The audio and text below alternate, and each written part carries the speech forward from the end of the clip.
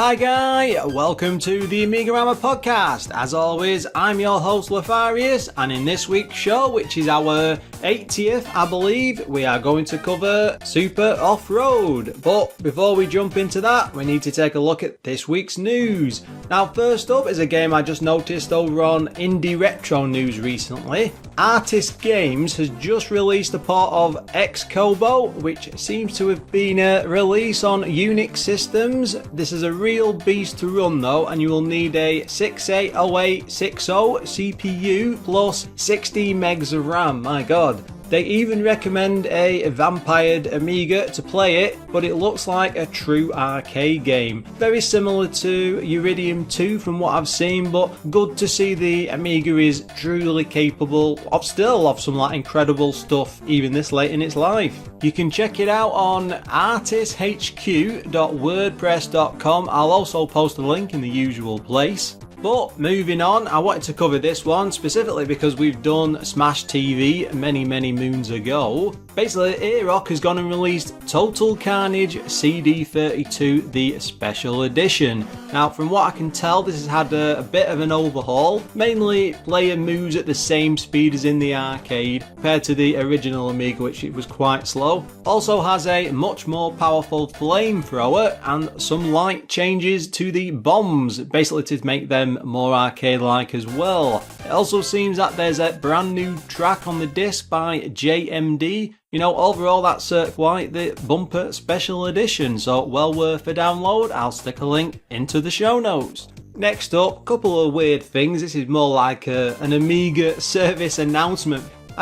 One thing I've always found that, especially with this older kit, especially when you're running like souped up Amigas, you need over the top power packs in some cases, especially if you go for like these like vampire cards or 040 cards and all the rest of it. Even for things like the CD32 or the Amiga 600, you can often get like, well, homemade ATX power packs, which are basically things ripped out of old PC boxes and then done up to have different adapters on. That's fine, I use something like that for my Amiga 1200.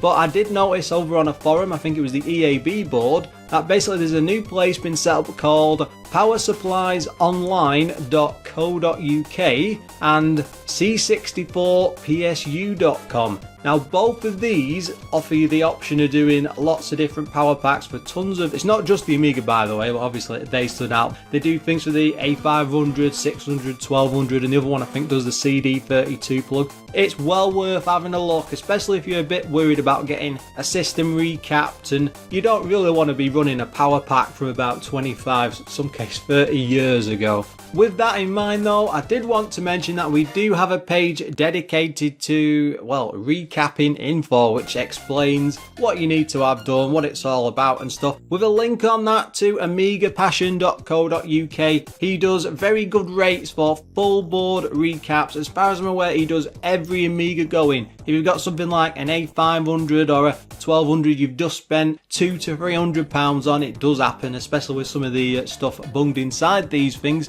You don't want to be relying on the fact it's still got caps in from, again, 20-25 years ago in some cases. Eventually they are going to blow, and when they do, they're going to knacker your motherboard. Get it done as soon as possible. Anyway, it's finally time to move over to this week's game.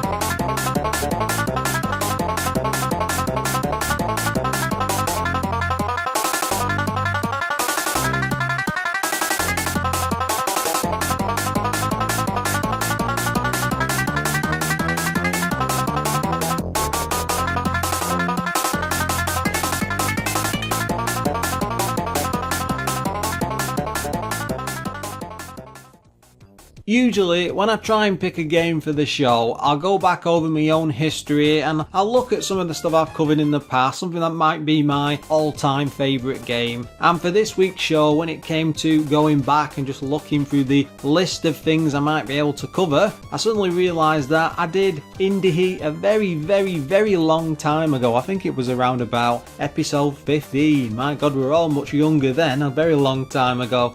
Anyway, I was looking at that and digging through some of the other games sort of related to it, and I'm sure I'd mentioned it before, but Super Off-Road kept coming up and I kept wondering about it, and I've never really dabbled much in it beyond playing it now and again on a console, so I thought I'd go back, cover the Amiga version properly, and I think, as far as I can see, that means all of those type of games are actually done, because we've also done Micro Machines as well, unless I've missed any others, but I'm sure you guys will tell me anyway.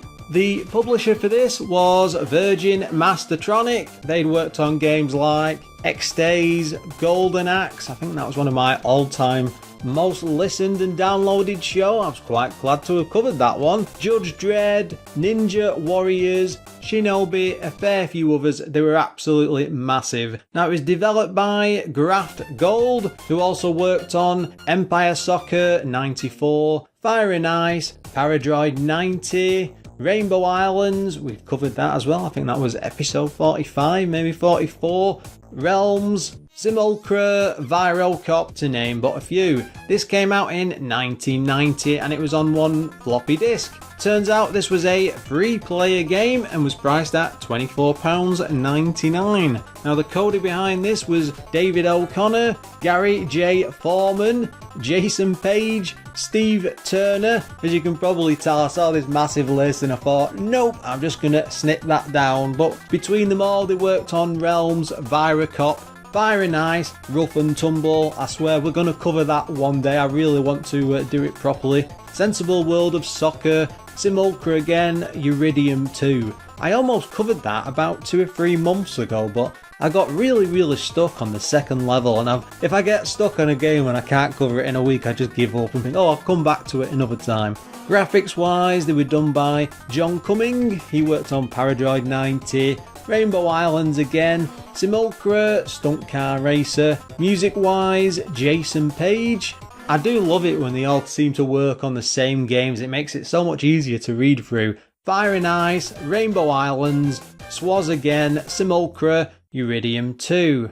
I'm afraid that there really wasn't much history for this. It's just your typical arcade Amiga port, but it's of a particular series of arcade cabs by Atari Games. It was released in a range of 7 different titles, which are part of the Sprint or Super Sprint range. Now, the last of these was called Badlands. Oh, there's another one. I think that's out on the Amiga. But they were really struggling at this point to keep the formula going, so this ended up being the last one. Now, John Morgan from Cinematronics was trying to develop a game called Redline Racer when the company was acquired by Trade West in 1987. The first thing they did after that was to rename Cinematronics to Leyland Corporation, and Redline Racer was changed to be Super Off-Road, though it was given a complete makeover, so it wasn't the same game.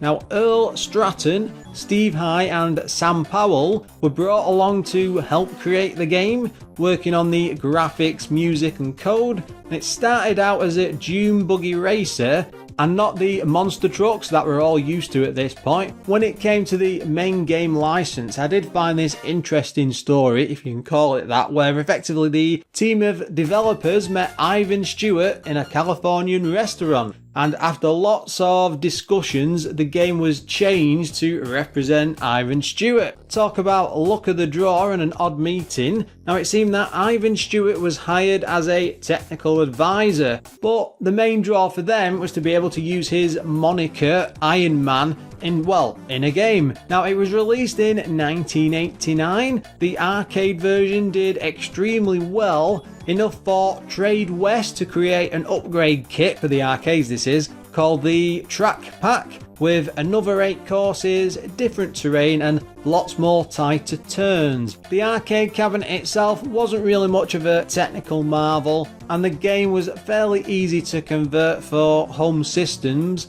with Graph Gold coming in to do all of the conversions. But due to the license lapsing, the game did end up losing the Ironman moniker for the later versions. As I said before, this was ported to loads and loads of systems. A few of those include CPC 464, Atari Lynx, the Atari ST, C64, Game Boy, NES, Super Nintendo, PC, Game Gear, oh god, take a deep breath, Sega Master System, Mega Drive, the good old Specky, and the Tandy PC. This thing went everywhere, but then again, it's a very, very simple top-down racer, so it's only to be expected. As you can probably tell, there's no real story for this. The biggest push behind the entire game in the manual is just to become the best of the best and win all the races, so it's not going to win any awards on the story front. Now, from the main menu, you are given the chance to input your name and date of birth, oddly. Now, you can spend absolutely ages flicking through those, but I found it much easier just to tap and run past them, as I'm sure you will too. Beyond the initials on a scoreboard anyway, they never really seem to matter, just an odd little thing left over from the arcade game. Now, the first thing you will see when you start the game up is a racing arena. Now, that's filled with sand and dirt with tracks shaped along red and white barriers. Now, this is a single screen game. It's a top-down racer with a range of different tracks. There are 4 other drivers, but these are all the same sprite as yourself, but they're all done in different colours, so you get red, grey, yellow and blue, nice and simple. Some tracks will have you leaping over water hazards at super speed, but there's nothing that will actually destroy or damage your vehicle. So for the most part, this is all about pure racing skill. Each track will present you with an info board which moves around the screen depending on the race. This shows off the time, lap you're on and number of nitros left. They are quite generous at the start and you get 25 nitros in total, but you need to be really careful not to blow the lot very quickly. My advice would be to only use them when you really need to go flying past the other racers. If you need that advice, I don't think you've been playing too many racing games. Control wise, these aren't your typical setup for a racer, you know, with turning left to right, as the actual whole truck moves on the spot. There's no reverse either, but pressing down will use the brakes. Quite why you'd ever need to use them though in this is well beyond me, as it's all pretty compact in the way that the tracks are laid out, and it's all about how fast you can swing your way around all the corners. Up is used for accelerate, and fire of course will send out a brief nitro boost that will send you hurtling down the track at super high speeds. The nitro boost is much faster than any upgrade you might buy later on for the in-game engine. Speed is one thing this does very well, and a good timed tap of nitro is enough to send you flying through the sky on some tracks, though there's never a worry of flying off the actual track. There's basically invisible walls there, you know, you can't go outside the barriers. Think of this being more like a Micro Machines sandbox, but more grown up, I think. The game blurb claims it has 16 tracks in total, but I will say that is cheating a bit, as you get just 8 and then you get to play all of them in reverse.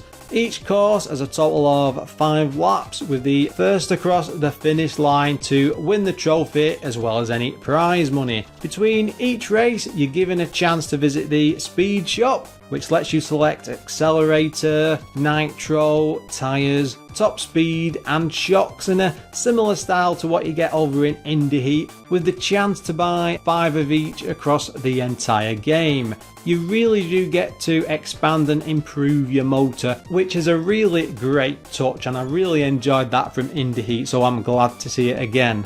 When it comes to things like top speed and acceleration, they're priced around $80,000 to $100,000, and they are the most difficult to max out, so you need to be winning all the time to have a chance to collect all of those. They do make a difference though to the truck that you're driving, changing the way it handles and how fast it will dart around the track. Not having them only means the races are a lot more challenging. Now, you could spend each race buying nothing but nitros and speeding past every opponent, but just keep in mind that they can improve their trucks too, so you always have to keep a good balance in mind.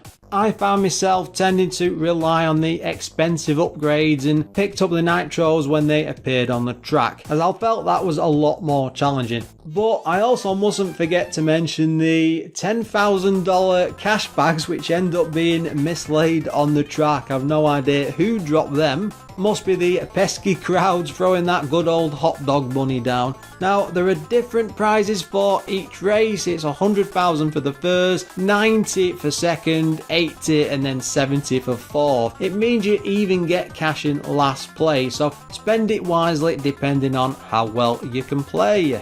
Graphically, this did remind me an awful lot of skid marks, and that's because the tracks had that similar marking effect when you drove over them. This doesn't have that, I will add, but it does have the same sort of ground. The trucks themselves though tend to just skirt around the entire track with piles of clouds, dust and sand spurting around everywhere. There's no actual damage done to any of the vehicles or the tracks within the game, and none of the actual tracks themselves can be changed at all. To be fair, that wasn't in the original arcade game either.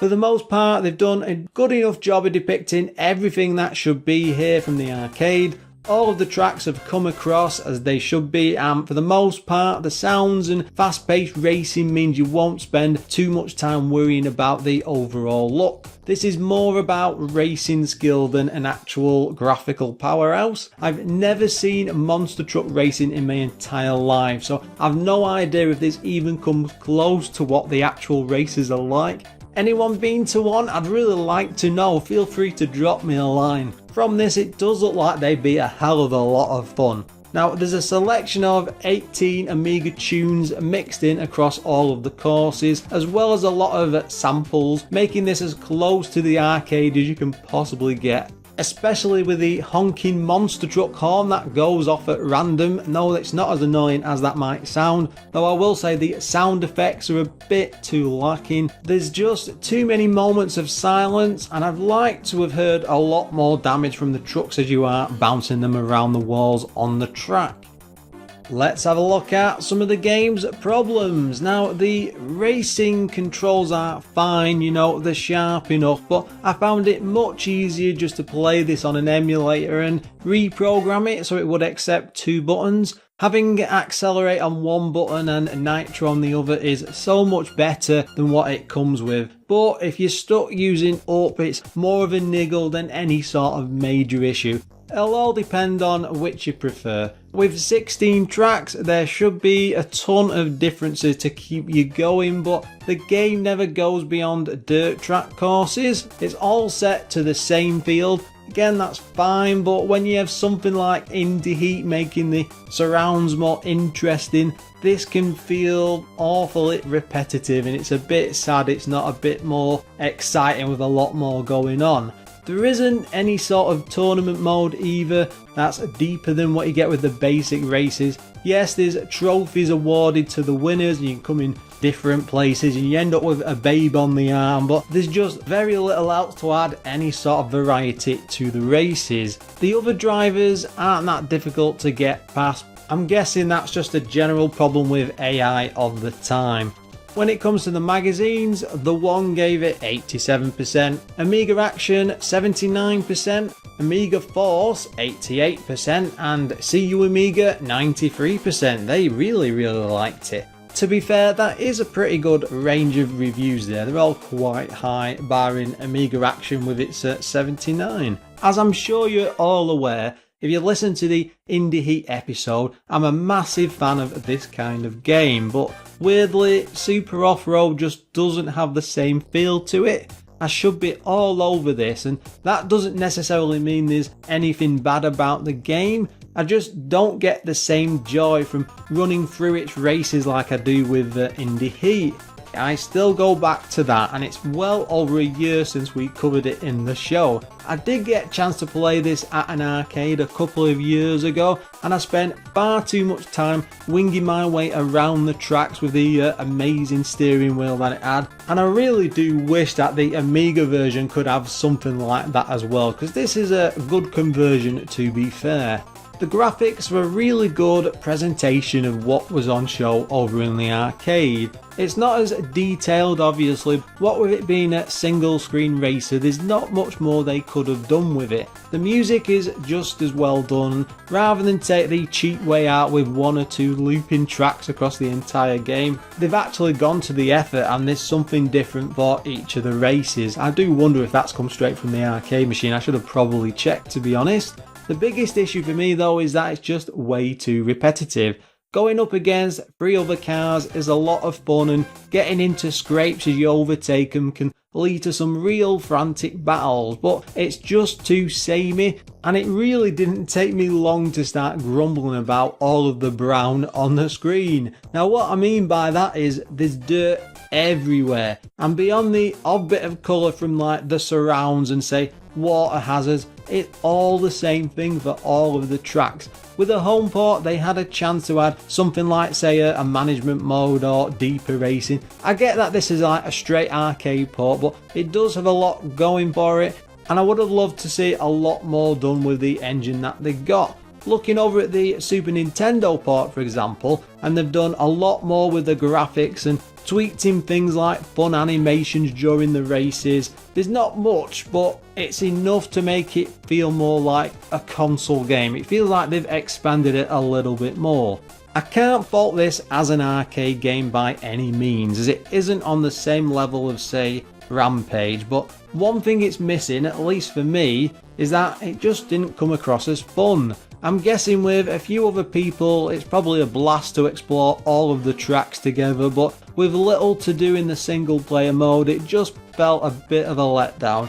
Luckily you can have up to 3 players, so I can just imagine the hours and hours of fun they must be having with this over on Amiga Live. If you own the original, of course, you can play that on your joystick and keyboard, though I can only imagine what a nightmare that would be with 3 people all huddled around in the same spot fighting over a tiny 14 or 15 inch CRT telly. I'll have to admit that not many people I've met seem to like Indie Heat, even if it's all kinds of awesome, and I wish I could just love this one as much as I do that, but sadly it's just not quite there for me. That is of course my take on it, though you might end up getting a lot more out of it, as the core mechanics are all like spot on, the controls are good, and the other races are quite convincing, even if it's a bit lacking at times. With some games it's a case of try and see, and that's my advice to you all. Go and give it a go, you might have a lot more fun than I managed to get out of it, but it's certainly not a bad game by any means.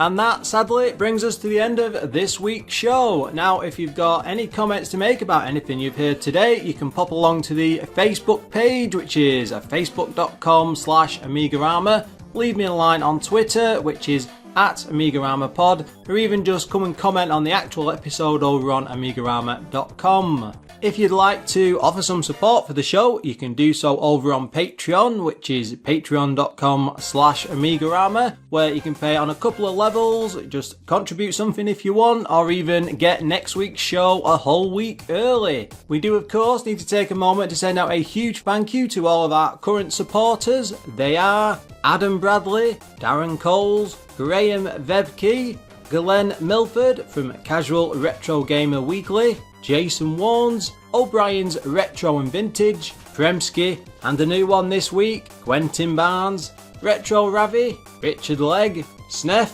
Steve Engeldo, and Treble. Until next time, guys.